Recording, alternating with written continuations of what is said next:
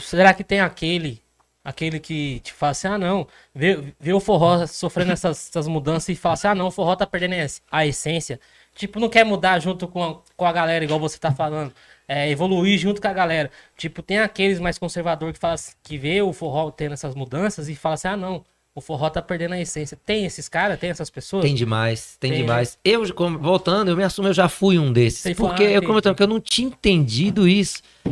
Eu não havia entendido que aqueles jovens que estavam ali no final do terceiro ano do colegial e que a partir dali estavam indo para uma faculdade e depois constituindo sua carreira, as idades e as coisas mudam para todo mundo. É verdade. E para nós que a gente sempre tem esse pensamento conservador, a gente acaba excluindo essas pessoas.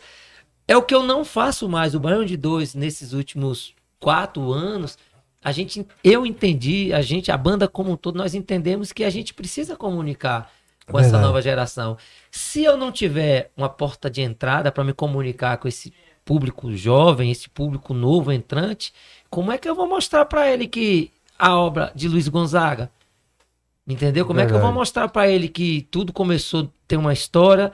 Você tem um Dominguinhos e que muitas vezes a pessoa tá cantando a música porque culturalmente você acaba e não sabe de onde vem. Só que você precisa ter uma porta de entrada, um carreador. A porta de entrada é entender a linguagem da nova geração. Então, quando a gente se esbarra nesse pensamento muito conservador, a gente acaba sendo preconceituoso, porque a gente atrapalha um pouco, né? Atrapalha. Essa é uma discussão que às vezes, a gente tem um grupo de discussão assim de vários forrozeiros, né? Que massa. E todo mundo a gente tem desde o antigo e o mais novo. Perfeitamente. Aí a gente tem assim, aquele que é o mais velho, a gente discuta o mais velho e tal. E quando você vê, começa um por um quebrando o modelo, quebrando o paradigma. Ó, tem um forrozeiro muito conhecido que é o Targino Godinho. O cara já ganhou o Grêmio, o cara tem obras. É um músico e um forrozeiro respeitadíssimo no nosso país. E a gente conversa muito, inclusive a gente vai tocar junto agora, dia 13 em Barreiras. E assim, ele é muito... É um espelho que tem, né? E nós na mesma vibe, na mesma linha, a gente sempre resistente e tal. E aí, um dia ele subiu para tocar num trio elétrico lá na cidade dele, que é Juazeiro, né? Ele é o maior artista de lá. Aí colocaram ele lá, ele sempre resistente. Aí, de repente, ele foi pro estúdio e falou o seguinte: a gente precisa tocar alguma coisa nova pra gente poder comunicar com essa turma, né? Esse depoimento mexer aqui, com esse pessoal. Isso é da banda, porque eu gravo também no mesmo estúdio deles lá, né? Então, assim, ó, Targino, a gente tem que tocar isso aqui. E ele, não, eu não vou tocar isso não. Ele falou, então toque 2. Aí na hora que sentiu no palco, em cima do trio, aquele sentimento do que as pessoas estavam entendendo o que o Targino tava cantando, tudo mudou. Caramba. Só que isso, veja bem, o Baião de Dois, nós já estávamos assim uns 2 anos à frente dessa mudança. Porque demorou a entender, eu entendi e fui o primeiro, porque tem esse preconceito. Eu escuto. Só que as pessoas precisam entender o seguinte: se eu vou tocar hoje uma festa de melhor idade, meia idade, pessoas da faixa etária ali que gosta do forró pé de serra, eu tenho 2, 3 horas, 4 horas de forró pé de serra. Caralho. Mas se eu for tocar também uma festa que tem um público mesclado, como é que eu vou tocar 4 horas de um estilo de música, sendo que eu tenho que respeitar quem pagou o ingresso, que é de uma nova geração? Então você tem que comunicar com todo mundo. Você vai variando tem que ter ali. coragem para ter essa atitude. Eu demorei muito, mas hoje a gente faz e faz muito bem. Quando o contratante me liga, às vezes a gente está conversando assim, achei interessante. Eu vou tocar em Santa Maria da Vitória agora semana que vem. Que aí uma massa, festa que a gente vai dividir palco com bandas de 3 estilos, né? Aí eu já toquei essa festa e o contratante falou: você vai tocar o quê? Eu falei, não sei. Não, você quer que eu toque o quê? A pergunta de 1 milhão, né? Ela falou, não, porque a gente tava pensando assim, porque a banda primeira vai tocar não sei o quê, mais pra jovem, a segunda um forró mais das antigas, e você vai tocar o quê? Eu falei, o que o povo quiser. Ela começou, eu falei, hoje eu tenho um repertório pra tocar pra todos os públicos, então eu não me preocupo mais, entendeu? Tipo, é pra tocar o tradicional? Venha comigo, cola que tá na veia. É pra tocar um forrozinho da modinha? Tenho também. É pra tocar um pé de serra? Eu tenho. Então, assim, entende? Hoje eu me considero, assim, considero que a história que o Baião de Dois, A gente consegue sim comunicar com essas novas gerações através da música e através daquilo que as pessoas querem ouvir, pô. Né? Eu fui muito resistente, fui. Conservador, fui. Mas eu entendi que ao longo dos tempos, se eu não tiver abertura com esse novo público, como é que eu vou dizer para ele que eu vou cantar uma obra que a gente chama de clássico, para ele entender? Eu posso cantar para esse mesmo público um clássico e uma modinha. Entendeu? Sim. Agora, se eu me torno um artista só de modinha, jamais eu vou conseguir cantar uma música.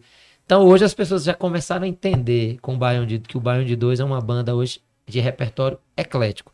Quer ver? Eu cheguei aqui, eu vi que vocês estavam ouvindo um material da banda que eu ia falar. no YouTube, né? Sim. Ó, o Baião de Dois, ele tem 4 material por ano, dividido em 2 partes. No verão, o sentimento das pessoas é outro.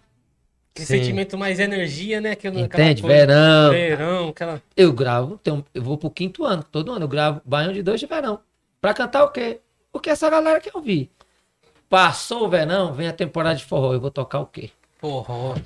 Então, hoje Você é um cara modéstia esperto, à parte, não é. Eu entendi que eu tenho que ter respeito pelas pessoas. Pô. E eu entendi também porque eu sou um cara muito exigente. Às vezes eu sou artista, mas eu também vou a shows.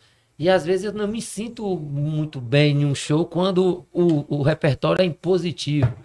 Então demorou um tempo. Pô, isso é muito bom quando o artista reconhece também como um telespectador, entendeu? Que nem você falou, eu sou um artista, mas também vou a um show. Então, você é se colocar no lugar da galera o que eu queria ouvir, né? Claro. Isso é muito importante. Ó, aí você me fez lembrar de uma outra história. Eu vou falar assim, um privilégio da minha vida. Eu sou um Djafã. Eu sou fã do Djavan, acompanho a obra desde muito pequeno, né?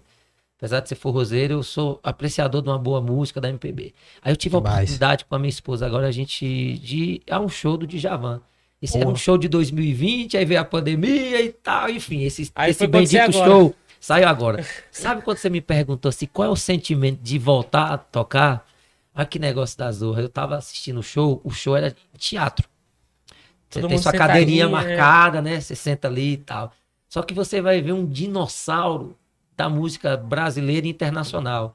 Um cara que tem quase seus 80 anos e que, de repentemente, ele comunica com todos os públicos. Caramba, de gerações da Isso época dele e com novas gerações. Da atual. Só pra entender, o cara, ele é top 50 do mundo no Spotify. Caramba. Um cara que tem quantos anos de carreira, né? Caralho, eu não sabia disso não. Aí deixa eu te contar. Sabe quando você falou assim, sabe qual é o sentimento de volta? Aí me passou na cabeça. E nesse show que eu estava, o show era o quê? Sentado, né? Uhum. Na 4ª música, ele não aguentou, ele também tá tanto tempo na geladeira, que ele falou assim, gente, venha pra perto de mim. Dentro do teatro. Todo mundo desembestou e foi pra próximo do palco. Ele cantou o tempo inteiro pegando na mão de todo mundo, sentindo, porque para o artista isso é necessário. Nós estamos falando do maior artista desse país, um dos maiores artistas. Então, é isso. Essa magnitude acontece em todos os lugares.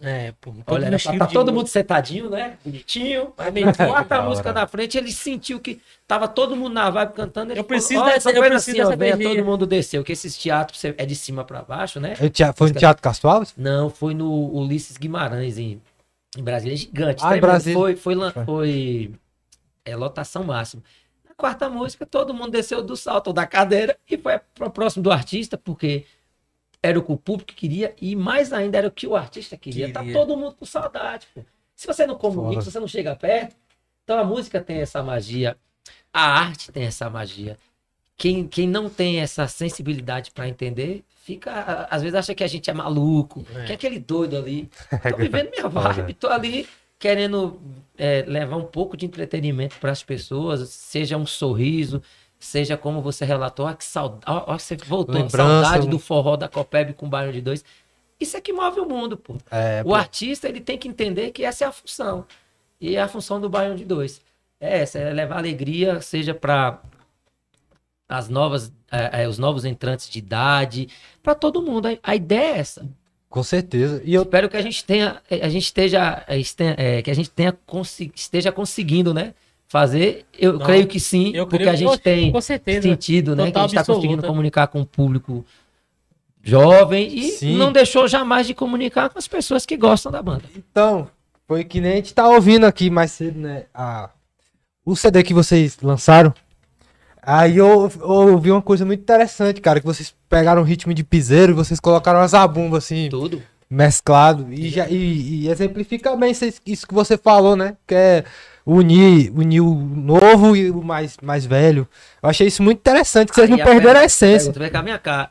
Quem foi que disse que eu não posso colocar no meio de um arrastapé um traço do novo estilo que é classificado como piseiro? Foi. É verdade. Quem disse que o cara que toca piseiro no meio do piseiro ele não pode pode, usar né? zabumba? Então, meu amigo, a estética não é pronta. Quem fica achando isso são os conservadores, mas não é. A estética pode ser quebrada desde que você não faça mal a ninguém. Viva o novo, né, cara? Não, é isso, o mundo é assim. E tipo assim, poucas pessoas tiveram essa ideia, tá ligado? De colocar, de mesclar esses instrumentos musicais. Não é E fácil, vocês porque tiveram. Tem gente que fala assim, quem é esse maluco aí? Quem é esse doido aí? Mas tem que inovar, né? Tem que inovar e vocês conseguiram inovar muito, muito massa mesmo, velho.